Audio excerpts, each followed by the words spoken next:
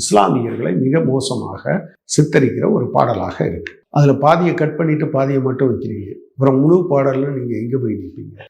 ஒரு மதச்சார்பற்ற நாட்டின் அடிப்படையை தகர்க்கிறது மாதிரியான இந்த மாதிரியான விஷயங்களை ஏன் பாஜக இப்போ கொண்டு வருது? தான் தேசபக்தியில் சிறந்தவர்கள் என்று சொல்வதற்காக கொண்டு வருதா?